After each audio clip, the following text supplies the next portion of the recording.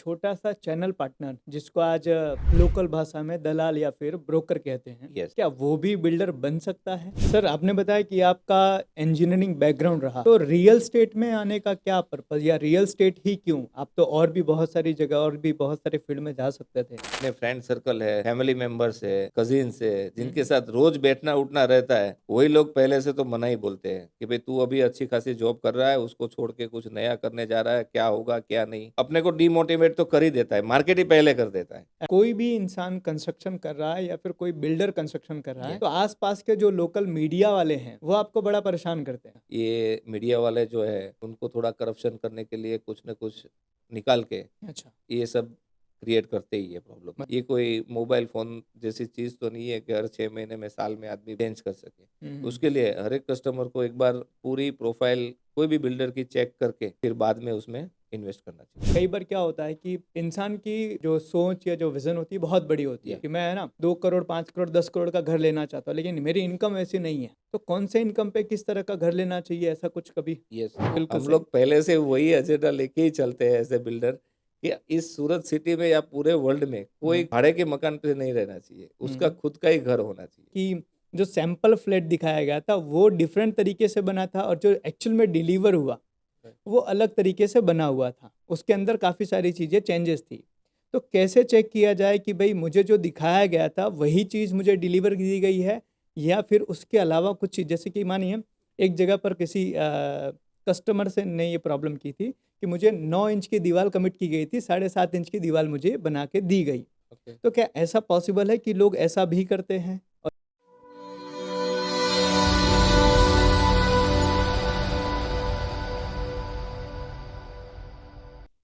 कैसे है viewers?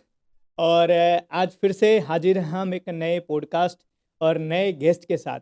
First time हम अपने चैनल के ऊपर कुछ ऐसे गेस्ट को बुलाने वाले हैं जो ऑलरेडी बिजनेस कर रहे हैं, जिन्होंने शुरू से एक छोटा सा बिजनेस शुरू किया और आज एक बहुत बड़े लेवल पे अपने बिजनेस को लेकर ग्रो कर रहे हैं। तो ऐसे ही लोगों को हम लाने वाले हैं ऐसे ही पॉडकास्ट के माध्यम से। तो आज हमारे साथ ऐसे ही एक गेस्ट मौजूद है जिनका बिल्डिंग कंस्ट्रक्शन का काफ़ी अच्छा बिजनेस है। सूरत के अंदर शुरुआत की थी और सूरत में ही बहुत सारे प्रोजेक्ट इन्होंने कंप्लीट किए और एक विज़न लेकर चल रहे हैं।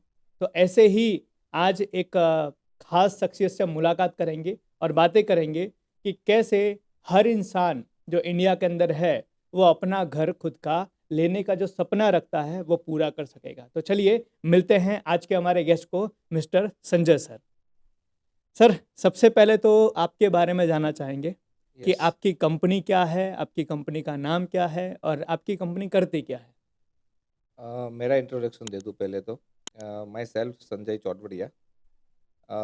मैं बेसिकली इंजीनियरिंग फील्ड से ही हूँ और मैंने रियल एस्टेट में मेरी शुरुआत 2006 से की हुई थी। जी। 2006 से मैं एक चैनल पार्टनर के रोल से ही बिजनेस में एंटर हुआ था ठीक। कि तभी से ऐसा विज़न था कि भाई मेरे को कुछ बड़ा करना है। हम्म। तो 2006 से मैंने धीरे धीरे चैनल पार्टनर के हिसाब से मतलब वर्क स्टार्ट किया। हम्म। फिर धीरे धीरे मार्केट की सिचुएशन देख के फिर 2008 से मैंने मेरे एक कंपनी का लॉन्च करने का प्रोग्राम बनाया कि भी 4 पार्टनर मिलके हम लोगों ने एक कंपनी बनाई, आत्मीय ग्रुप। अच्छा। और आत्मीय ग्रुप से फिर धीरे धीरे अभी आत्मीय ग्रुप से ही मैं काम कर रहा हूँ और करीबन 16-17 साल हो गया मेरे को। हम्म। और सूरत एसएमसी रूरल और आउट ऑफ सूरत भी हमने वर्क किया हुआ है अच्छा। कि टोटल मिला के आज तक हम लोगों ने 30 से ज़्यादा प्रोजेक्ट किया हुआ है और 7,700 फैमिलीज हमारे ऑलरेडी हैप्पी कस्टमर्स हैं। हम्म। 18 साल में हम लोगों ने इतने कस्टमर्स को ऑलरेडी अपने खुद का घर दिया हुआ है हम्म। और कमर्शियल प्रोजेक्ट भी किए हुए हैं हम्म। कि वो भी सूरत सिटी में ही किए हुए हैं। बढ़िया। अभी नेक्स्ट एक्सपेंशन हमारा ऐसा भी है कि सूरत के अलावा कि भी अभी अंकलेश्वर में और भरूच में भी हम लोग प्लानिंग कर रहे हैं और रिसेंटली सूरत में एक कमर्शियल भी लॉन्च कर रहे हैं। अच्छा। सर, आपने बताया कि आपने चैनल पार्टनर से शुरुआत की थी। यस। चैनल पार्टनर क्या है और एक चैनल पार्टनर कैसे बिल्डर बन सकता है, उसके बारे में थोड़ा बताइए। जी। चैनल पार्टनर मीन्स अभी तक तो हम लोग एज ए ब्रोकर, सभी क्या है मार्केट में सब अलग अलग नाम से उसको पुकारते हैं, कोई दलाल बोलते हैं, ब्रोकर बोलते हैं। हम्म। आज तक हम लोग चैनल पार्टनर बोलते हैं, अच्छा। लेकिन रिसेंटली अभी 2 साल से आत्मीय ग्रुप में हमने उसको एक निक नाम नया नाम दिया हुआ है हुँ, कि उसको हम लोग सारथी बोलते हैं। सारथी। यस, चैनल पार्टनर या दलाल ऐसा कोई वर्ड्स हमारी ऑफिस में यूज़ नहीं होता है। अच्छा, उसको जो भी ब्रोकर्स आते हैं, उनको हम लोग सारथी ही बुलाते हैं। अच्छा। और सारथी का रोल ये रहता है कि भाई एज ए चैनल पार्टनर कि भाई प्रोजेक्ट्स तो समझ लो कि कोई एरिया में समझ लो वराछा रोड पकड़ लो या वेसू पकड़ लो, अडाजन पकड़ लो, तो वहाँ पे 50 प्रोजेक्ट चलते हैं। ठीक है। तो वो सभी प्रोजेक्ट्स में उन लोगों का एंट्री तो सभी जगह पे फ्री ही रहते हैं। उन हुँ, लोग के पास जो कस्टमर्स आते हैं वो हमारी ऑफिस पे लेके आते हैं राइट। और हमारे साथ डील फाइनल करवाते हैं। हुँ, तो हुँ, उनका जो भी इंसेंटिव रहता है वो हुँ, हम लोग उसको पे करते हैं। हुँ, मतलब एक ब्रोकर ही वर्ड से चैनल पार्टनर, हुँ, हुँ, वो हिसाब से वो लोग काम करते हैं। वैसे मैंने भी स्टार्टिंग वैसे ही शुरू किया था हुँ, हुँ, कि शुरुआत में समझ लो कोई फंड नहीं है अपने पास कोई इन्वेस्टर नहीं रहता है। हुँ, हुँ, इतना बड़ा विज़न लेके एक प्रोजेक्ट करना कोई छोटी बात नहीं है। तो हर कोई बिज़नेसमैन यही सोचता है कि शुरुआत उसकी ऐसे ही हो कि उसमें उसको एक्सपीरियंस मिले और उसके बाद अपनी कंपनी का ग्रो कर सके। तो सर एक छोटा-सा चैनल पार्टनर जिसको आज लोकल भाषा में दलाल या फिर ब्रोकर कहते हैं, यस, क्या वो भी बिल्डर बन सकता है? ऑब्वियसली बन सकता है, क्यों नहीं? और क्या ऐसी चीज़ें होती हैं कि अगर उसको भी खुद की एक कंपनी बनानी हो, खुद अगर इस इंडस्ट्री के अंदर अपना एक नाम बनाना हो, तो ऐसा तो क्या करना पड़ता है कि एक चैनल पार्टनर भी एक बिल्डर बन के एक अच्छे लाइफ़स्टाइल या फिर अच्छी सक्सेस अचीव कर सकता है? देखो, किसी भी बिज़नेस में कोई भी छोटा से ये रियल एस्टेट हो गया या फिर कोई भी बिज़नेस हो गया, जब भी कोई आदमी स्टार्ट करता है तो कोई डायरेक्ट कोई इतना बड़ा बिज़नेस लेके नहीं बैठता है। हुँ, शुरुआत कोई भी बिज़नेस की जो है, वो एकदम छोटा लेवल से ही होती है। हुँ, हुँ, जैसे मैंने चैनल पार्टनर से शुरुआत की थी, हुँ, तभी से या किसी को करना भी है, हुँ, हुँ, तो विज़न तो वही रहता है कि मेरे को कुछ ना कुछ करना है। हुँ, हुँ, जब मैं इंजीनियरिंग फील्ड कंप्लीट करके रियल एस्टेट में एंट्री हुआ था, हुँ, हुँ, तभी ऐसा मेरा भी एक विज़न था कि हुँ, भई हुँ, मेरे को भी खुद का एक सोसाइटी बनाना है। हुँ, जो मेरे रोल मॉडल कंपनी थी उस टाइम, मैं उसको देख के इंस्पायर होता था हुँ, हुँ, कि भई लाइक टाटा कंपनी अभी इतनी रियल एस्टेट में वर्क कर रही है। हुँ, कोई भी इनके लेवल की बड़ी-बड़ी कंपनियाँ हैं, हुँ, वैसा एक दिन मेरे को भी करके बैठना है। हुँ, उसके अलावा और कोई विज़न नहीं था। हुँ, तभी से मैंने स्टार्ट किया था कि भई एक चैनल पार्टनर के रोल से छोटी-मोटी ब्रोकरेज हो जाती थी तब। हुँ, धीरे-धीरे 2-3 साल में उसको अच्छे लेवल तक ले गया। फिर उसमें भी मेरे साथ पार्टनर्स थे हुँ, कि भई चैनल पार्टनर एज़ ए वो भी मैं एक ग्रुप बना के ही काम करता था। अच्छा, और मेरा कहना यही है कि एक टीम अगर नहीं है, तो कोई चीज़ पॉसिबल नहीं है। राइट। वैसे टीम वर्क में काम करेंगे और सभी का विज़न एक रहेगा, तो 100% कोई भी आदमी कोई भी अचीव कर सकता है। सर आपने बताया कि आपका इंजीनियरिंग बैकग्राउंड रहा है। यस। तो रियल स्टेट में आने का क्या पर्पज़ या रियल स्टेट ही क्यों? आप तो और भी बहुत सारी जगह और भी बहुत सारे फील्ड में जा सकते थे। तो रियल स्टेट में ऐसा आपको क्या दिखा कि आपने रियल स्टेट को सिलेक्ट किया? यस, एक्चुअली मैंने टेक्सटाइल इंजीनियरिंग किया हुआ है हुँ, हुँ। और मैं टेक्सटाइल बिज़नेस से में भी ऑलरेडी मेरा इन्वॉल्वमेंट है ही। लेकिन जिस टाइम मैंने टेक्सटाइल इंजीनियरिंग कंप्लीट किया, फिर dyeing and printing process house में मैं जॉब कर रहा था अच्छा। और जॉब छोड़ने के बाद हुँ, हुँ। फिर मैं सोचा कि भई अभी जॉब मेरा 25-30 हज़ार सैलरी का जॉब था, हुँ, हुँ। तो इतने में तो मेरे जो गोल्स और वो सब सपने थे वो पूरे नहीं होने वाले थे। हुँ, हुँ। फिर मैं बैठ के सोच रहा था कि भई का कौन-सा ऐसा बिज़नेस करूँ कि जो बिना पैसे का मैं कर सकूँ। अच्छा। मेन टारगेट तो वही था तो उस टाइम। हुँ, हुँ। अपने पास इतना पैसा नहीं था कि कोई बिज़नेस स्टार्ट करने भी समझ लो कि 10-15 लाख, 20 लाख या 50 लाख डाल के कोई बिज़नेस कर सके। हुँ, हुँ, हुँ। तो फिर बाद में मेरे को वही आइडिया आया कि भई ये एक बिज़नेस ऐसा है, अच्छा। एज़ ए सेल्समैन भी बोल सकते हो उसको हुँ, कि भई कोई ना चीज़ बेचो, हुँ, तो उसमें कोई पैसा नहीं लगता है। हुँ, हुँ। बेचने के बाद अपने को जो इंसेंटिव मिलने वाला है, वो मिलने ही वाला है। राइट। तो उस टाइम पे एक रियल एस्टेट ऐसी चीज़ थी हुँ, कि हुँ। उसका छोटा-सा छोटा टिकट साइज़ हुँ, हुँ। 15-20 लाख से चालू होता है अच्छा। और करोड़, 2 करोड़, 5 करोड़ तक चलता है। हुँ, हुँ। तो उसमें सीधी-सी बात है कि वॉल्यूम ज़्यादा है हुँ, और 1% या 2% भी उसको ब्रोकरेज मिलती है, हुँ, हुँ। तो सीधी-सी बात है कि महीने में 1-2 व्यापार हो गया तो 2-3 लाख आराम से आदमी कमा लेता है। तो बराबर। वो हिसाब से मेरा उस टाइम चैनल पार्टनर के रोल में और रियल एस्टेट चूज़ करने का मेन ऑब्जेक्टिव वही था हुँ, हुँ। कि पैसा कहाँ से ज़्यादा मिलता है, हुँ। उस हिसाब से मैंने ये सिलेक्ट किया था।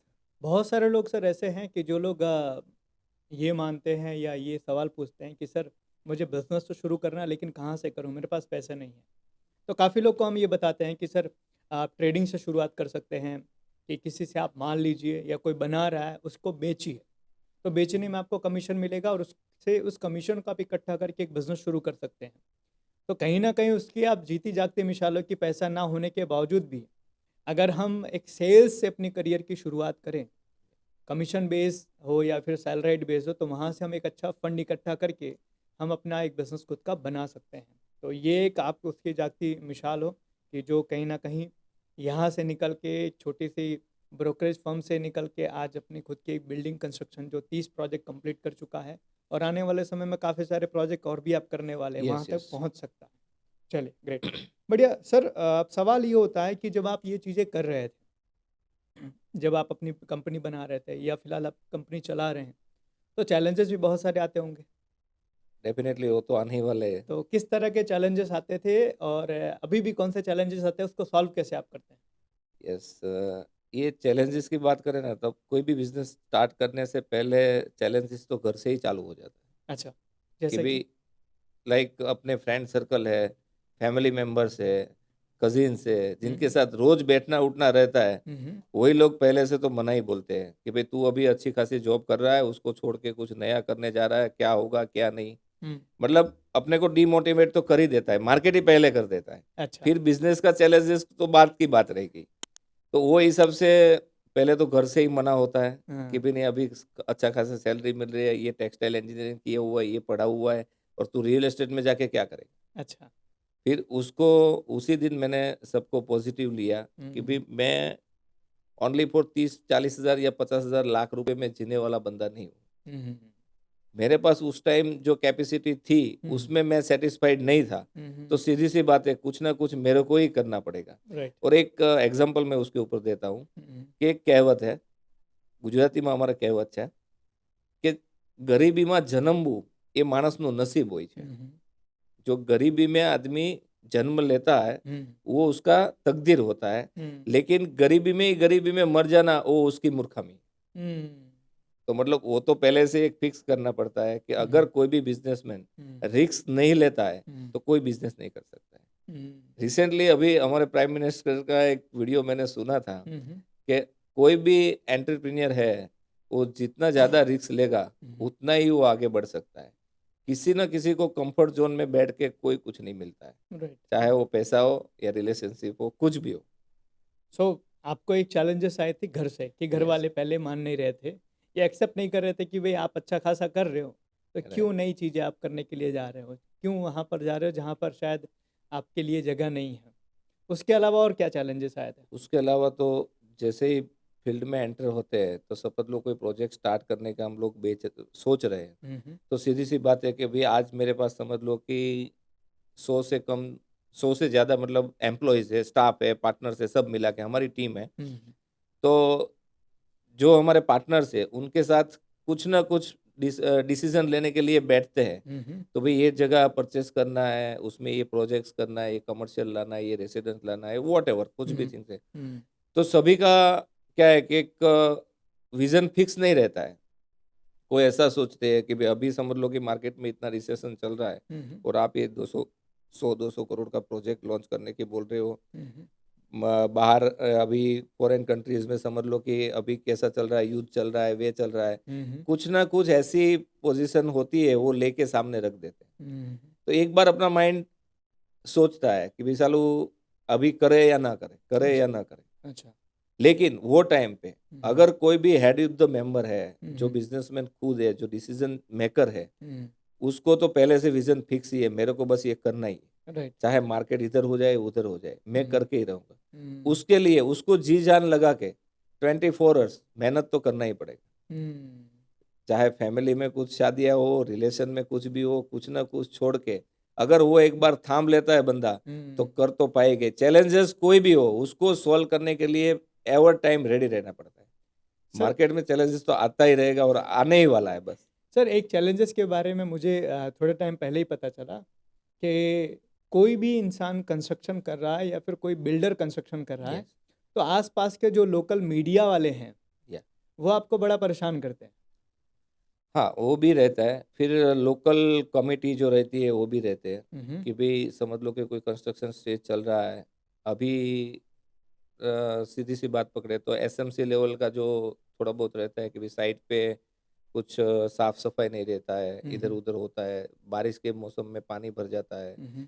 वगैरह वगैरह वगैरह जो प्रॉब्लम्स है वो सीधा रिपोर्टिंग एसएमसी में अभी ऑनलाइन पोर्टल हो गया तो वहीं पे कर देते हैं। अच्छा। ये मीडिया वाले जो है उनको थोड़ा करप्शन करने के लिए कुछ न कुछ निकाल के अच्छा, ये सब क्रिएट करते ही है प्रॉब्लम को। मतलब इनका मकसद सिर्फ पैसा ही होता बस है? बस पैसा ही होता है। वो तो सीधी सी बात है, देखेगा कि भाई बड़ा कंपनी है, यहाँ पे जाएंगे तो उनकी रेपुटेशन के लिए अपने को कुछ ना कुछ देंगे। अच्छा, वो हिसाब से वो लोग तो क्रिएट ये करते हैं। लोकल लेवल के ही लोग करते हैं या नेशनल लेवल के नहीं लोग नहीं, भी? लोकल लोकल लेवल के ही करते हैं।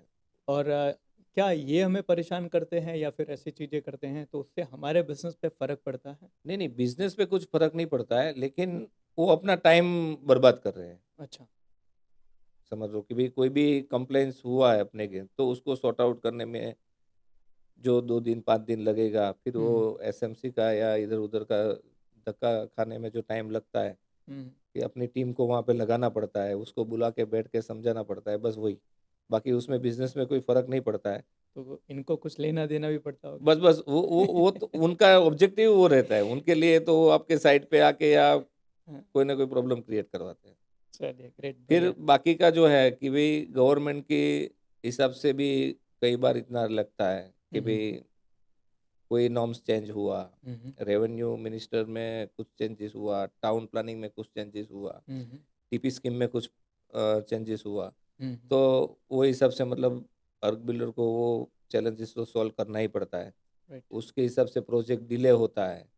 कोई भी प्रोजेक्ट का एक कैलकुलेशन करके बैठते हैं कि भाई समझ लो कि भाई ये प्रोजेक्ट 3 साल में या 4 साल में कंप्लीट करना है, हम्म। तो जगह लेके तब से प्लानिंग रहता है एडवांस, 3 या 4 साल का। अच्छा।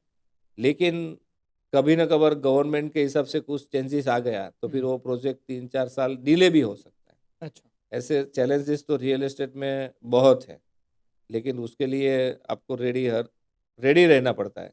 राइट।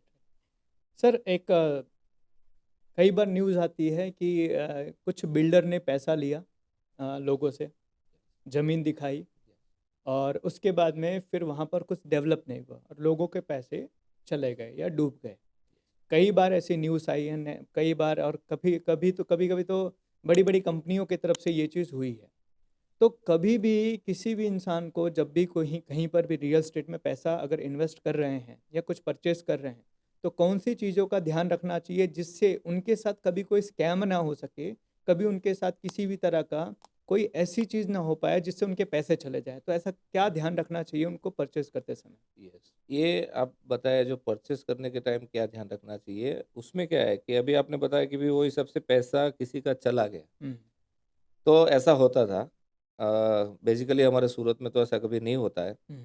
सब यहाँ पे रेप्यूटेड बिल्डर ही है। हम्म। कई बड़ी सिटी दिल्ली है, बॉम्बे, वैसे वैसे जगह पे ऐसा हो रहा था। हम्म। उसके वो ही एक ध्यान में रख के सेंट्रल गवर्नमेंट में एक रेरा एक्ट रखा हुआ है। अच्छा।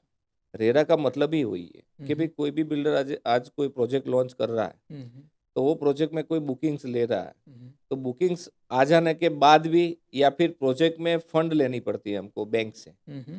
कि बैंक से जो फंड ले रहे हैं, तो फिर गवर्नमेंट ने एक रेरा एक्ट इसके लिए रख दिया कि भाई कोई भी अमाउंट, कोई भी फंड जो आ रहा है, हम्म। या कस्टमर का हो या फिर लोन से लिया हुआ है, बैंक से लिया हुआ है, हम्म। प्रोजेक्ट कंप्लीट करने के लिए, हम्म। जो प्रोजेक्ट कंप्लीट करने के लिए मैं अगर बैंक से कोई लोन लेता हूँ, हम्म। तो रेरा में 70% पैसा जो है वही प्रोजेक्ट में यूज होगा। अच्छा।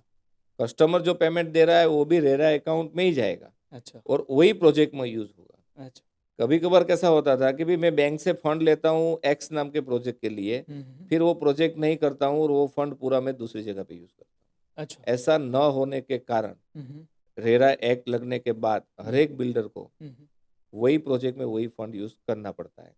मतलब अभी से वो प्रॉब्लम तो आने ही वाला नहीं है। हम्म। लेकिन जो कस्टमर ले रहा है कहीं भी हम्म। अपना एक सपनों का घर खरीदने के लिए निकला हुआ है, हम्म। तो उनको बेसिकली ये ध्यान रखना चाहिए, एक तो रेप्यूटेड कंपनी होनी चाहिए कोई भी, अच्छा। कि भाई उसका बैकग्राउंड उसको पता होना चाहिए हम्म, कि भाई ये कंपनी आत्मीय ग्रुप से लिया या किसी और से लिया तो कितने साल से ये वर्क कर रही है, अच्छा। उनके पास्ट प्रोजेक्ट कौन से हैं, कौन हम्म, से लोकेशन में काम किया हुआ है, हम्म, कैसा इन लोगों का वर्क है, हम्म, ये सब देख के लेना चाहिए।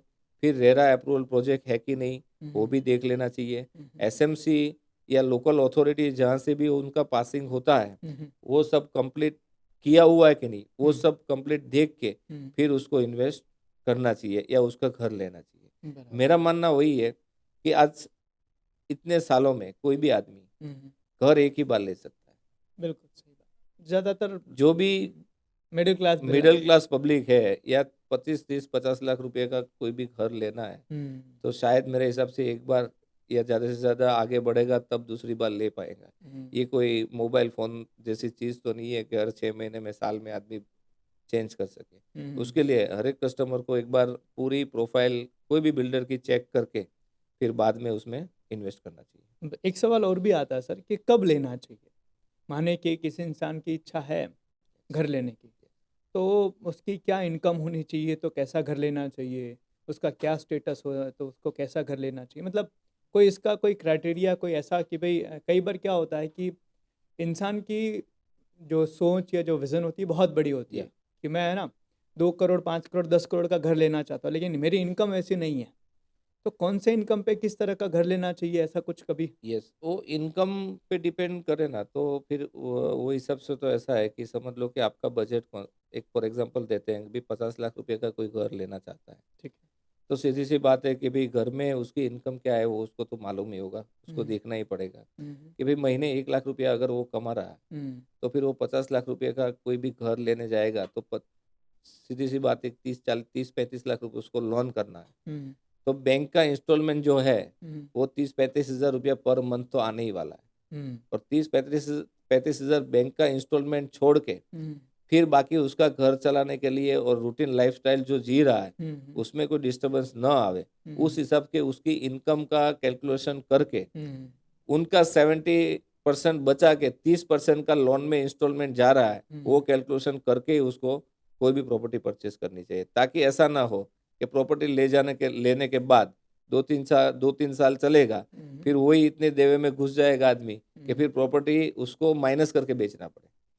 सर कभी कभी मैंने ऐसा भी देखा हुआ है कि कुछ लोगों ने इनिशियल लेवल पे इन्वेस्टमेंट करने के लिए कोई प्रॉपर्टी परचेस कर ली, उसको लोन भी करवा लिया, लेकिन ईएमआईज नहीं भर पाए, तो यस, बैंक ने उनकी प्रॉपर्टी सील कर दी। राइट। अब ऐसी सिचुएशन में क्या हो सकता देखो वो फंड का इश्यू है, वो तो सीधी सी बात है कि बैंक से फंड लिया हुआ है है। हम्म, और वो ईएमआई नहीं भर पा रहे हैं, ब्लैक लिस्ट हो रहे हैं, हम्म, तो फिर प्रॉपर्टी तो बैंक सील कर ही देगी और हम्म, बैंक बाद में उसको वो क्या बोलते हैं, ऑक्शन। ऑक्शन में डाल देती है। अच्छा। फिर जो पैसा आएगा हम्म, अगर मार्केट रेट से ज़्यादा आ रहा है, हम्म, मतलब उसकी लोन से वैल्यू ज़्यादा आ रही है मतलब प्रॉपर्टी का, हम्म, तो फिर वो कस्टमर को रिटर्न मिलने वाला है। अच्छा। लेकिन उसमें एक सीधी सी बात है कि फ़ायदा कभी कस्टमर का होगा नहीं। नहीं, वो तो नुकसान ही जाने वाला है। हम्म, उनका पैनल चार्ज इतना लगता है, हम्म, फिर बाकी का जो लीगल चार्जेस है, ये 2 3 साल तक उनने कुछ भी लीगल एक्टिविटी की हुई है, हम्म, उन सभी का चार्ज करके जाएगा, तो उसका मतलब 10 10 लाख का कोई चीज़ है, तो मोटा मोटी पकड़ के 1 2 लाख हाथ में आएगा उसका। सही बात। मतलब एक चीज़ समझ में आई कि अगर किसी को घर लेना है तो बिना प्लान किए मत लो। यस, जब तक आपकी कैपेसिटी ना हो तब तक आप अपना घर ना लो, क्योंकि कई बार होता है हम घर लेने के जोश में हम होश गवा देते हैं और उसमें हमारी गलती हो जाती है। राइट, चलिए ग्रेट।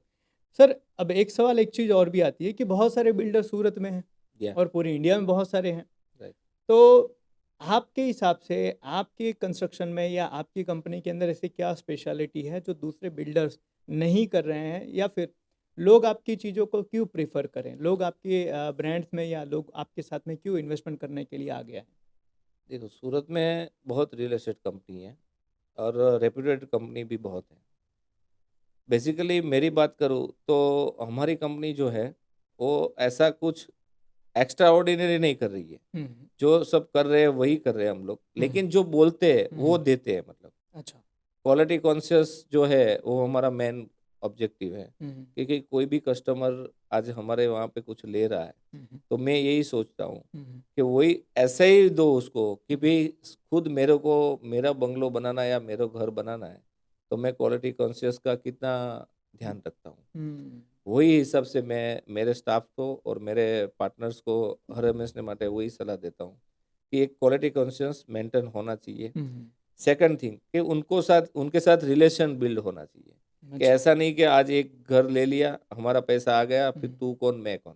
अच्छा, एक रिलेशन बिल्ड करो कि उनको आफ्टर सेल्स, हम्म, अगर सेल्स कर दिया वो बात बड़ी है, हम्म, लेकिन वो हो जाने के बाद हम्म, कस्टमर को छोड़ना नहीं है। अच्छा, उनके सेल्स होने के बाद भी उनकी जो सर्विसेज है हम्म, वो आप प्रोवाइड करो, और और ये हम लोग कर रहे हैं। और ये हम कैसे करते हैं सर? मतलब समझ लो कि कोई पोजीशन दे दिया हम्म, घर का, हम्म, फिर महीने 2 महीने 5 महीने 1 साल बाद भी कोई ना कोई प्रॉब्लम क्रिएट होती है, कुछ ना कुछ होती है, हम्म, तो हमारे से हो सके उतनी हम लोग उसको सर्विस प्रोवाइड करके उसको रेडी करवा देते हैं। हम्म, फिर आपने अभी बोला कि ये फंड रिलेटेड भी कभी कभी कोई प्रॉब्लम होती है, किसी को वैसे केसेस में भी मेरे कितने कस्टमर्स हैं कि कभी ले लिया, 1-2 साल मिसमैनेजमेंट के हिसाब से उसको, या फिर कोई बिज़नेस में कोई प्रॉब्लम हो गया, कोई सैलराइज़्ड पर्सन है तो कोई अच्छी खासी जॉब कर रहा होगा और कंपनी ही बंद हो गई या फिर कंपनी में से रिज़ाइन कर दिया, हम्म, फाइनेंशियली प्रॉब्लम आ गया, हम्म, तो ऐसे प्रॉब्लम में भी हम लोग उनको हेल्प करते हैं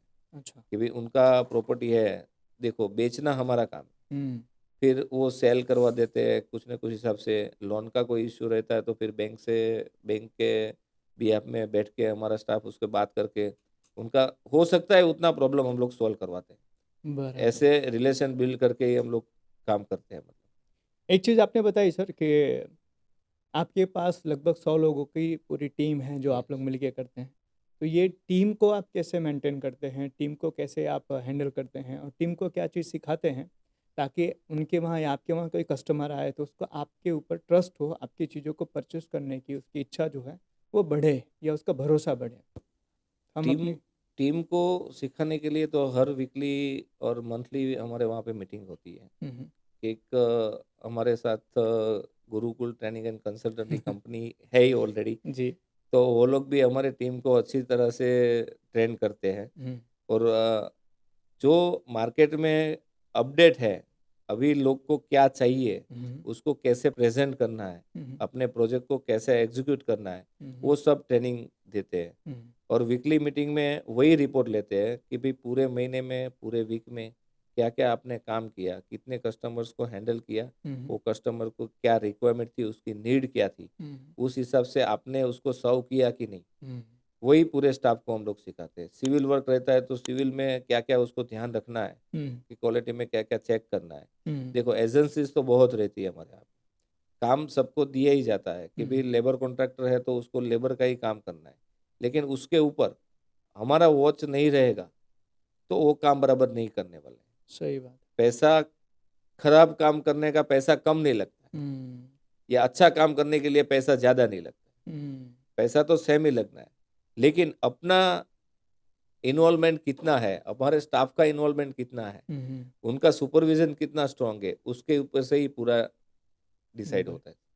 सर जैसे कि हम इंडिया के अंदर हमारे मिडिल क्लास या लोअर मिडिल क्लास बहुत पॉपुलेशन बहुत ज़्यादा है और कहीं न कहीं उनकी ही इच्छा है कि भई हमारा एक खुद का घर होना चाहिए। लेकिन यस, आज के टाइम पे कंस्ट्रक्शन की जो भी साइट्स चल रही हैं, जितने भी बिल्डर्स बिल्डिंग बना रहे हैं, तो वो लोग कहीं न कहीं अपर मिडिल क्लास या फिर रिच क्लास के लिए बना रहे हैं। और ऐसी सिचुएशन के अंदर एक छोटा बंदा जिसका सपना है कि भई मेरा घर होना चाहिए, वो कैसे घर ले पाएगा? यस। उसके लिए क्या सॉल्यूशन किया जा सकता है?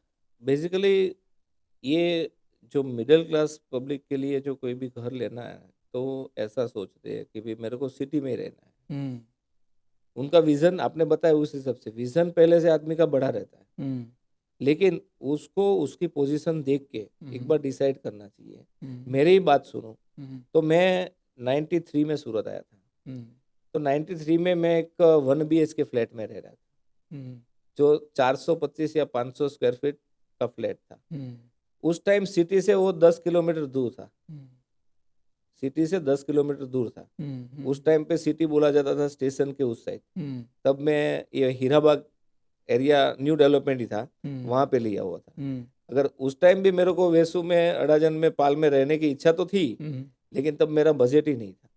तो वो हिसाब से मैं अभी उसके ऊपर वही कहना चाहता हूँ कि जो मिडिल क्लास पब्लिक है, जो न्यू डेवलपमेंट हो रहा है, सिटी से थोड़ा बाहर है, नो डाउट कि रूरल एरिया है, कि बड़ा अभी हमारे यहाँ पे बात करें तो भाई सरथाना जगातना से आगे समझ लो कामरेज है, इधर वेलेंजा है, डिंडोली के आगे कराड़वा है।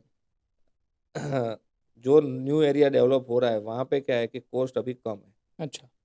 सीधी सी बात है कि रियल एस्टेट में 5 साल या 10 साल बाद सिटी ग्रो करने ही वाला है, सिटी का पॉपुलेशन बढ़ ही रहा है। तो रूरल में जाके वहाँ पे अभी उसका बजट के हिसाब से कोई भी एक यूनिट फाइनल कर लेंगे आदमी, तो उनको अभी खुद का घर भी हो जाएगा। 5 साल या 7 साल में सिटी वहाँ पे पहुँचने ही वाला है, तब उसको इंक्रीमेंट भी मिलेगा कि भाई आज 10 लाख की कोई प्रॉपर्टी ली हुई है, 25 लाख की कोई प्रॉपर्टी ली है, तो सीधी सी बात है उसको 50 लाख होने में टाइम नहीं लगेगा, ताकि उसको 2 फायदा होगा।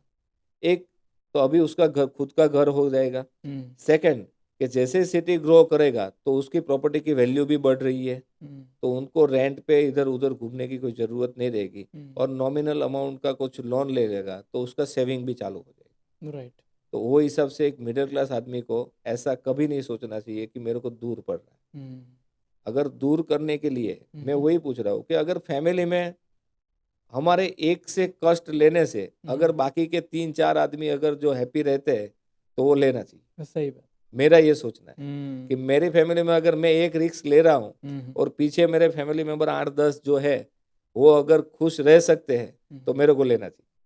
तो अगर बिजनेस करने के लिए या जॉब करने के लिए कोई भी बंदे को जाना है तो फैमिली में से उसको एक को ही जाना है।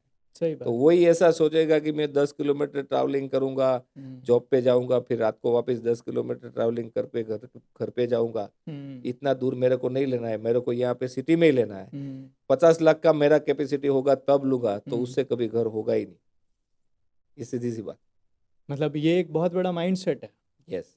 कि मेरी बजट नहीं है और मेरी इनकम भी नहीं है, लेकिन मेरी इच्छाएं बहुत बड़ी है, और यही कारण है कि शायद कहीं ना कहीं बहुत सारे लोगों के पास कभी खुद का घर हो ही नहीं पा रहा। हो ही नहीं पा रहा है, और जिनके पास अगर कोई कर लेता है ऐसा एक्साइटेड होके कुछ ऐसा काम कर लेता है, तो फिर आपने बताया वो हिसाब से वो बैंक में डिफॉल्ट हो जाता है। यही अक्सर प्रॉब्लम आती है, या किसी ना किसी को देख के कि अगर विशाल सर ने यहाँ पे लिया हुआ है तो मैं कहाँ जाऊँ, मैं और विशाल सर साथ में पढ़ रहे हैं, हम लोग साथ में रह रहे हैं, वो क्या सोचेगा। अरे वो जो भी सोचे उससे कोई फर्क नहीं पड़ता है, लेकिन हमको तो हमारा और हमारे फैमिली का सोच के ही प्लानिंग करना पड़ता है। मतलब अगर हम ये सोचे कि भी आज हम थोड़ा सा बाहर जाके प्रॉपर्टी ले रहे हैं, यस, और हम ये एक विज़न लेके चले कि भी आज नहीं तो कल वहाँ पर भी सिटी डेवलप होगी, और जिस टाइम पे सिटी वहाँ डेवलप होगी वहाँ पर उस प्रॉपर्टी की जो प्राइस है वो अच्छी लेवल पे पहुँच जाएगी, और हो सकता है कि फिर मैं उस प्रॉपर्टी को वहाँ से निकाल के मुझे जहाँ सिटी में लेना है मैं वहाँ ले सकता हूँ, यस, क्योंकि शायद उस टाइम पे मैं कैपेबल हो जाऊँगा। राइट, राइट, कैपेबल भी हो जाएंगे। और सपोज उस टाइम पे समझ लो कि कोई 25 लाख का प्रॉपर्टी आज आपने लिया हुआ है, 5 साल बाद उसका 40 लाख हो गया है, तो वो 40 लाख वाला प्रॉपर्टी आप सेल करके यहाँ पे 1 करोड़ का ले रहे हो, तो ये 40 लाख तो आपका सेविंग होके ही आया ना यहाँ पे। बिल्कुल बिल्कुल और बिल्कुल। आप डायरेक्टली 1 करोड़ का प्रॉपर्टी लेने के लिए सोच रहे हो, तो वो 5 साल या 10 साल में ऐसे ही आप 25-30 हजार या 50 हजार कमा रहे हो, तो उसमें होने ही वाला नहीं है, सीधी सी बात। सर अभी मैं कुछ जगह पर गया था थोड़ा सा अपने सिटी से बाहर, तो मैंने एक चीज़ वहाँ पर देखी कि पहले वहाँ पे किसानों की ज़मीन थी। यस, तो उन लोगों ने क्या किया, मतलब कुछ लोगों को वहाँ फार्म हाउस बनाए थे, मेरे क्लाइंट उनका फार्म हाउस था, तो उन्होंने फार्म हाउस के लिए जगह खरीदी। तो मैंने वैसे जस्ट वहाँ पे बातचीत की, मतलब यार किसानों ने यहाँ पर ज़मीनें अपनी बेच दी, तो फिर ये इनका जो पैसा है, ये पैसा तो इनका आज नहीं तो कल ख़त्म हो जाएगा और ज़मीन भी चली जाएगी। तो वहाँ पर कुछ लोगों ने मुझे बताया, बोला सर ऐसा नहीं है, यहाँ पर मानिए कि ये 1 बीघा जो यहाँ पर बेचा है, समझिए यहाँ पर 1 करोड़ का बेचा है, या तो ये थोड़ा सा 5 किलोमीटर 10 किलोमीटर अंदर जाकर उसी 1 करोड़ में 10 बीघा खरीद 10 ले, बीघा ले लेते हैं। राइट। क्योंकि उनको पता चल रहा है कि धीरे धीरे सिटी बड़ी हो रही है, तो सही आज बात। नहीं तो कल लोगों को वहाँ पर, और 5 साल के बाद वही जो 10 बीघा है वो 10 करोड़ का हो जाएगा। राइट, तो कहीं ना कहीं किसानों ने भी अपने आप को थोड़ा इस तरीके से डेवलप कर लिया है कि भाई आज नहीं तो कल लोग हमारी प्रॉपर्टी परचेस करने आएंगे, राइट, और उस टाइम पे हम अपनी प्राइस ले सकते हैं। तो एक छोटी सी शुरुआत शायद कहीं ना कहीं आने वाले समय में हमें अपने सपनों का घर दे सकता है। श्योर, 100%। सर एक बहुत बढ़िया क्वेश्चन और भी है कि आपकी कंपनी का विज़न क्या है? और दूसरा कि आप कस्टमर्स को लेके क्या सोच रहे हैं? क्या आपकी कंपनी का विज़न है? और कस्टमर की कौन-सी प्रॉब्लम को आप सॉल्व करना चाहते हैं? कस्टमर के रिलेटेड तो अभी ऑलमोस्ट हम लोग 100% वही ट्राई कर रहे हैं कि उनके कोई प्रॉब्लम्स हो तो हम लोग सॉल्व कर ही रहे हैं। हुँ, अगर बाई चांस कोई प्रॉब्लम ऐसे होते हैं कि जो हमसे नहीं हो पा रहे, वैसे तो कुछ है नहीं, हुँ, हमारे इंडस्ट्रीज़ के रिलेटेड हो गए तो हम लोग सॉल्व कर ही देते हैं। हुँ, हमारी कंपनी का विज़न जो है कि भई अभी हम लोग नेक्स्ट 5 इयर्स में क्या करने वाले हैं। हुँ, हुँ, हुँ। तो हमारी पहले तो 200 से ज़्यादा टीम होगी अच्छा, नेक्स्ट 5 इयर्स में। अच्छा। और हमारी इंडस्ट्रीज़ में कोई ऐसा टर्नओवर का तो कोई वो कैलकुलेशन हो ही नहीं सकता है हुँ, कि भई कितना करोड़ की हमारी कंपनी टर्नओवर करेगी। हुँ, क्योंकि वैसे ही 100, 200, 500 करोड़ रुपए का टर्नओवर कोई मान्य ही नहीं रखती है कंपनी में। लेकिन रिसेंटली लास्ट नेक्स्ट 5 इयर्स में हम लोग सूरत में ऐसे 5 प्रोजेक्ट्स लाने वाले हैं कि जो अच्छा, आत्मीय ग्रुप का एक टॉप 10 कंपनीज़ में से सूरत में हमारा नाम होगा। बढ़िया। वो हिसाब से हमारा अभी प्लानिंग विज़न मिशन है कि 5 नेक्स्ट 5 इयर्स में ऐसे 5 प्रोजेक्ट्स जो लाने हैं। हुँ, हुँ, अभी रिसेंटली हम लोग लॉन्च कर रहे हैं हुँ, एक प्रोजेक्ट के कि जो वरासा की पूरी आइकॉनिक बिल्डिंग बन रही अच्छा, है। बढ़िया। सर जैसे आपके जैसे बहुत सारे और भी बिल्डर्स शायद हो सकता है हमारा पॉडकास्ट देख रहे हों या बहुत सारे लोग देखेंगे। तो आप क्या कहना चाहेंगे उन सभी लोगों को जो कंस्ट्रक्शन इंडस्ट्री में हैं और ये जो लोगों की प्रॉब्लम है कि भाई लोगों के पास सपनों का घर होना चाहिए, तो हर इंसान अपने सपनों का घर ले सके उसके लिए जो बिल्डर्स हैं उनको क्या-क्या एफर्ट अपनी तरफ से लगाना चाहिए? देखो बिल्डर्स तो ऑलरेडी सभी को अपना घर देने की इच्छा लेके ही बैठे हैं। अच्छा। ऐसा नहीं है कि किसी बिल्डर को मैं कुछ एडवाइस दे सकूं। हुँ, सब ऑलरेडी देखो एक उसके ऊपर मेरे को एक एग्जांपल याद आया, मैं थोड़ी बात कर देता हूँ कि भी कभी ना कभी कोई सेक्टर में कोई आदमी ऐसा ही सोचेगा कि उसका भला कैसे हो। हुँ, राइट। एक एग्जांपल पकड़ो कि भी डॉक्टर है, हुँ, तो डॉक्टर वही सोचने वाला है कि भी मौसम चेंज होए, सभी को सर्दी खांसी लगे और आदमी बीमार पड़े तो मेरा चले। सही राइट। बात।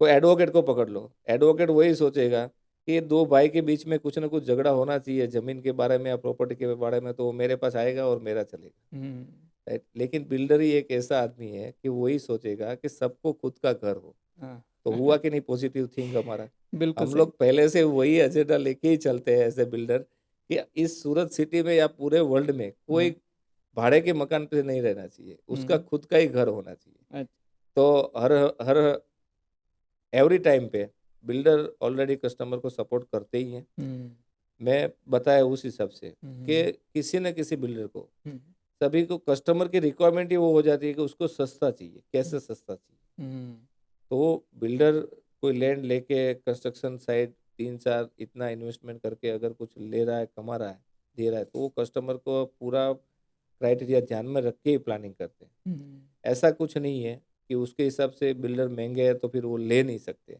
मैं हुँ, बताया वैसे हुँ, कि आपका डेस्टिनेशन कौन-सा है? हुँ, आप कौन से एरिया में लेना चाहते हो? हुँ, वो हुँ। हिसाब से आप प्लानिंग करो, तो सब बिल्डर मतलब प्रॉपर्टी वही हिसाब से दे रहे हैं, कोई कोई इतना ओवर भाव में नहीं बेच रहे। सर एज़ अ कस्टमर अगर मानिए कि मैं कोई घर प्लान कर रहा हूँ लेने के लिए, मुझे बिल्डर ने एक सैंपल फ्लैट दिखाया, या ठीक है? कि ये इस तरीके से आपका सिंपल फ्लैट जो है आपका दिखेगा। राइट। तो जो सैंपल फ्लैट था उसको बड़ी खूबसूरती से बनाया गया था, बड़ी मेहनत करके बनाया गया था और कई बार ऐसा होता है कि जो सैंपल फ्लैट दिखाया गया था वो डिफरेंट तरीके से बना था और जो एक्चुअल में डिलीवर हुआ राइट। वो अलग तरीके से बना हुआ था। उसके अंदर काफ़ी सारी चीज़ें चेंजेस थी। तो कैसे चेक किया जाए कि भई मुझे जो दिखाया गया था वही चीज़ मुझे डिलीवर की गई है या फिर उसके अलावा कुछ चीज़ जैसे कि मानिए एक जगह पर किसी कस्टमर से ने ये प्रॉब्लम की थी कि मुझे 9 इंच की दीवार कमिट की गई थी, 7.5 इंच की दीवार मुझे बना के दी गई।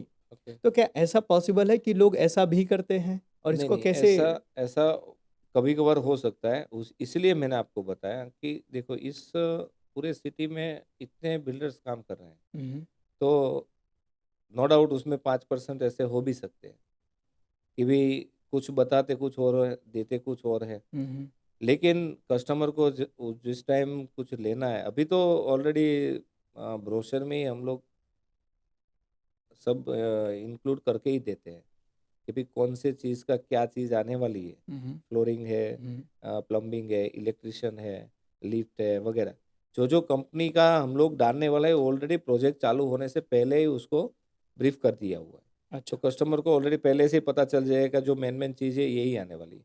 Second thing, before after sample house, हुँ, सैंपल हाउस रेडी हो जाता है। हुँ, हुँ, तो बेसिकली हम लोग 2 टाइप के सैंपल हाउस रेडी करते हैं। एक हुँ, विथ फर्नीचर होता है हुँ, और एक जो नेकेड हम लोग जो देने वाले हैं कस्टमर को वो होता है। हुँ, तो कभी-कभी कम्युनिकेशन वो होता है मिसकम्युनिकेशन कि भाई सैंपल का फ्लैट अगर फर्नीचर वाला देख के भी कस्टमर ऐसा जज करता है कि मेरे को तो ये फर्नीचर दिखाया था और इसमें आया नहीं। हुँ, तो ऐसा तो नहीं होता है। हुँ, कभी-कभार चेंजेस जो होता है थोड़े बहुत कि सपोज़ समझ लो कि कोई फ्लोरिंग की कोई कंपनी के साथ डील किया हुआ है। हुँ, फ्लोरिंग मटेरियल में अगर आगे जाते वो सेम डिज़ाइन नहीं पॉसिबल हो रही है, तो फिर वो थोड़े बहुत चेंजेस होते हैं। बाकी रेप्यूटेड कंपनी जो है, वो सब बताती है, वही उसको प्रोवाइड करती है। ऐसा सर चेंजेस नहीं रहता है। सर इसको पता करने का कोई तरीका है कि मतलब मुझे जो बताया गया था, क्योंकि मानिए ज़्यादातर लोग जो होते हैं कंस्ट्रक्शन इंडस्ट्री से यस, नहीं होते हैं। Yes, yes, yes. किस तरह का मटेरियल मिक्स किया हुआ है, कितने इंच की दीवार है, जी, कैसी अंदर की इंटरनल चीज़ें लगाई हुई है, किसी को नहीं पता है, ज़्यादातर लोगों को। राइट, और ये एक बिल्डर को ही पता होता है। तो मानिए कि मैं मेरी पूरी ज़िंदगी की कमाई अगर एक घर खरीदने में लगा रहा हूँ, राइट। तो मैं कैसे चेक करूँ कि मैं जो चीज़ें ले रहा हूँ एक्चुअल में वही चीज़ें हैं, उसके अंदर कोई मिलावटी नहीं है या उसके अंदर कोई किसी भी तरीके का कोई कहते हैं ना मिक्सिंग नहीं है, तो उसको पता करने का कोई तरीका है? हाँ, पता करने का तरीका तो बहुत है, लेकिन पहले मैं आपको बताया वही कि आप कहे कौन-सी कंपनी से प्रोडक्ट कोई भी परचेज़ कर रहे हो, अच्छा, तो पहला तो उसका बैकग्राउंड आप चेक कर लोगे तो आपको ऑलरेडी पता चल ही जाएगा। 50% माइंडसेट आपका क्लियर हो जाएगा। ठीक है। फिर रहेगी कंस्ट्रक्शन क्वालिटी चेक करने के लिए। हुँ, हुँ। तो उनके सब टेस्ट रिपोर्ट भी होते हैं कि भई अच्छा। हमारा आरसीसी जो है, हुँ, हुँ। उनका अगर आपको टेस्ट रिपोर्ट करना है, तो कर सकते हैं। लेकिन वो कस्टमर इतना नहीं कर सकते। हम लोग ऑलरेडी करके वहाँ पे ऑफ़िस में रखते ही है अच्छा। कि भई हमारा कोई आरसीसी का काम चल रहा है, तो हुँ, उसका क्यूब टेस्ट रिपोर्ट जो होता है लैब में होता ही है, अच्छा। Every month. हुँ, हुँ। मतलब हमारी कोई क्वालिटी वीक नहीं हो रही है, सीमेंट कोई खराब नहीं आ रही है, सैंड में कोई प्रॉब्लम नहीं है, स्टील का रिपोर्ट भी होता है, वो सब तो होते ही है। हुँ, अच्छा। फिर फिनिशिंग लेवल पे जो काम करना है, तो सब फ्लोरिंग एजेंसीज़ काम कर रही है, इलेक्ट्रिक है, प्लम्बिंग है, उनके भी हम लोग प्रॉपर सुपरविज़न करके ही काम करवाते हैं। हुँ, और कस्टमर को देखना है तो ऑन साइट जब वर्क चालू रहता है, हुँ, हुँ। तब वो आके कभी भी चेक कर सकते हैं और हमारी हेल्प डेस्क जो है, टीम है, उनके साथ वो मीटिंग करके पूरी इन्फॉर्मेशन ले सकते हैं। तो मेरी कंपनी का वो सिस्टम है कि ऑनगोइंग प्रोजेक्ट में अगर आपने कोई चीज़ परचेज़ की है, आपको कुछ डाउट लग रहा है, पूछना है, कुछ चेंजेस करना है, तो उनके साथ बैठ के आप क्लियर चेक कर सकते हो। तो चलिए ये चीज़ तो आपकी कंपनी के अंदर अलाउ है। क्या हर बिल्डर ये चीज़ अलाउ करते हैं? यस, ऑफ कोर्स ये अलाउ करते हैं। अगर कोई नहीं कर रहा है, हुँ, तो हुँ। मतलब उसको आप पूछोगे तो वो मना तो नहीं बोलेगा मेरे ख्याल से। अच्छा, और रिसेंटली सब कस्टमर को जो सैटिस्फैक्शन चाहिए, वो हिसाब से काम करते ही। क्योंकि जनरली चीज़ें यही होती है कि माने ये किसी कस्टमर को जानने की क्यूरियोसिटी हुई कि मैंने या फ्लैट लिया हुआ है, राइट, तो मुझे जानना है कि भई वो फ्लैट कैसे बन रहा है, उसके भी अंदर जो क्वालिटीज़ जो हैं मटीरियल्स की वो यस। कैसी हैं? या मैंने जो एग्ज़ैक्टली जो देखा था ब्रोशर के अंदर वैसा ही है कि उसमें कुछ डिफरेंट चेंजेस हैं? तो अगर चेंज वो मतलब चेक करना चाहे तो वो सारी चीज़ें चेक कर सकता है। डेफ़िनिटली कर सकते चलिए ग्रेट, बढ़िया। सो आपकी कंपनी एक बहुत बड़ी प्रॉब्लम सॉल्व कर रही है सर कि और इवन बहुत अच्छी चीज़ बताई कि एक आम इंसान भी अगर अपने सपनों का घर लेना चाहे तो कैसे ले सकता है। सर एक आज का कंसेप्ट आज का है एक फार्म हाउस का, या कि आज बहुत सारे लोग फार्म हाउस बना रहे हैं, या है ना? तो उसके बारे में आपका क्या कहना है और वो फार्म हाउस बनाना चाहिए तो कैसे बनाना चाहिए या फिर अगर उसका यूज़ कैसे होता है या फिर लोग क्यों बनाते हैं उसके पीछे का कोई कारण? देखो, एक फार्म हाउस का अभी ट्रेंड ज़्यादा चल रहा है। एक वीकेंड होम के हिसाब से मतलब यूज़ कर रहे हैं लोग। हुँ, लेकिन मेरा सजेशन तो यही है कि जिनके पास और पैसा है, जो बड़ा बिज़नेस करता है और पैसा है, इन्वेस्टमेंट के हिसाब से वो कुछ लेना चाहता है, तो उनके लिए कोई वो नहीं है, हुँ, हुँ। ले सकते हैं वो। लेकिन उसका मिसयूज़ भी इतना बहुत हो रहा है कि अच्छा। किसी ने अभी क्या हो रहा है कि 4-5-10 आदमी ने मिला के और एक फार्म हाउस ले लिया, करोड़ 2 करोड़ रुपए का, फिर उसको रेंट पे देने का, रेंट पे जो पब्लिक जा रही है वहाँ पे कुछ ना कुछ कोइंसिडेंस होते ही रहते हैं। अच्छा, तो वो हिसाब से मेरा मानना इतना वो नहीं है कि वो प्रॉपर्टी सेफ। रेसिडेंस या कमर्शियल के हिसाब से फ्यूचर में कुछ काम लगने वाली है, अच्छा, जस्ट फॉर एंजॉय ही है वो हिसाब से वो प्रॉपर्टी में इतना इन्वेस्ट सभी को नहीं करना चाहिए, जिनके लिए अगर उनके पास एक्सेस मनी है कैपेसिटी जिनके है, पास में। एक्स्ट्रा मनी है तो वो कर सकते हैं। आपके हिसाब से सर रिटेल इंडस्ट्री का फ्यूचर क्या है? रियल एस्टेट का हाँ, रियल एस्टेट का फ्यूचर तो डे बाय डे बेटर ही है और हम्म, बेटर ही रहने वाला है, हम्म, क्योंकि सीधी सी बात है कि भी आज बेसिकली सूरत की बात करूँ तो 80 लाख की पब्लिक सूरत में ऑलरेडी है। 80 लाख ऑफिशियली 80 लाख है, वैसे तो करोड़ के ऊपर ही होगी हम्म, अनऑफिशियली। तो हर साल सूरत में अभी माइग्रेशन चालू है हम्म, कि भी बाहर आउट स्टेट से हम्म, पब्लिक ऑलरेडी सूरत में आ ही रही है फैमिली हम्म, के साथ। हम्म, तो सीधी सी बात है कि भी हर साल में जितना अभी प्रोडक्शन हो रहा है उससे हम्म, ज़्यादा फैमिली यहाँ पे मूव हो रही है सूरत में। हम्म। तो डे बाय डे ये इंडस्ट्रीज में मकान या फ्लैट्स की रिक्वायरमेंट तो रहने ही वाली। ऐसे चक्कर में स्कैम बढ़ने के भी चांसेस बहुत ज़्यादा है। कैसे? जैसे मानिए पब्लिक ज़्यादा आ रही है तो यस। बिल्डर्स भी ज़्यादा होंगे हाँ, क्योंकि बिल्डिंगे भी ज़्यादा वो चाहिए। तो सीधी सी बात है कि यहाँ पे समझ लो कि एशिया का पूरा बड़ा मार्केट सूरत में टेक्सटाइल मार्केट है। राइट। तो कॉम्पिटिटर भी है ही, हम्म, वैसे भी बिल्डिंग लाइन में भी बहुत सी कंपनी है, हम्म, लेकिन वो तो मैं बताया हुए सबसे रेपुटेशन किसकी अच्छी है, जो हम्म, कस्टमर के साथ या रिलेशन बॉन्ड कर सकते हैं, हम्म। उनको कोई प्रॉब्लम होने वाली है ही नहीं।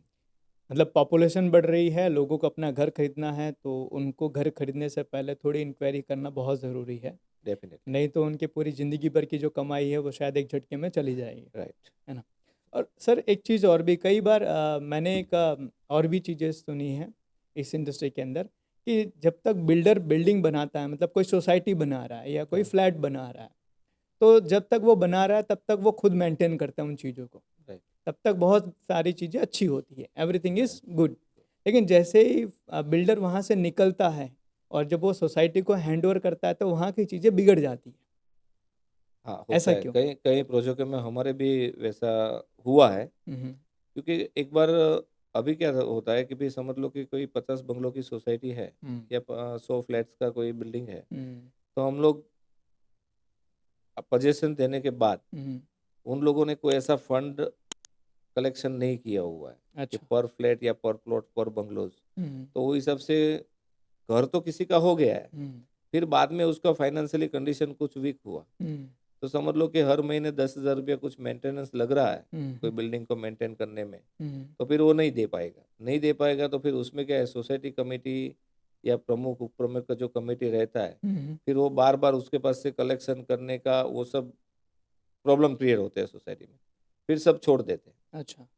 तो अगर कोई गार्डन डेवलप किया हुआ हो तो उसमें कुछ कोई इम्प्रूवमेंट नहीं होता है। नहीं होता है, सही बात। वैसा प्रॉब्लम आप अभी तक हो रहा था। हम्म, फिर अभी से हम लोगों ने थोड़ा चेंजेस किया, हम्म, बेसिकली हमारे ग्रुप ने, कि भाई कोई भी कस्टमर ले रहा है तो उसको एक फिक्स डिपॉजिट रखना ही है सोसाइटी मेंटेन करने के लिए। अच्छा, कि समझ लो कि कोई 25 लाख का यूनिट 50 लाख का यूनिट है, तो उसको 50,000 रुपया 1% का हम लोग डिपॉजिट लेके देते हैं। अच्छा। और ये लाइफ टाइम होता है? नहीं नहीं, वो उनको ही हम लोग वापस देते हैं, एक हम्म, कोऑपरेटिंग हाउसिंग सोसाइटी बना के हम्म। वो फंड जो है उनको वापस रिलीज करते हैं, मतलब ये ताकि सोसाइटी मेंटेन यस, करने के लिए। ताकि समझ लो कि कल कोई लिफ्ट खराब हो गया हम्म, 5 साल 7 साल 10 साल बाद, हम्म, तो ऐसा ना हो कि लिफ्ट 22-25 लाख की चेंज करने में हम्म, बिल्डिंग का कलेक्शन करते करते 2 साल तक लिफ्ट बंद ही रहे। हम्म, तो फिर ये एक फंड जो है उसको वापस उसको दे रहे हैं, तो मतलब उसको डिपॉजिट के तौर में ही दे रहे हैं। अच्छा। फिर वो फंड से वो लोग उसका रिपेयरिंग कुछ करवा भी सकते रिपेयरिंग या मेंटेनेंस कर सकते हैं।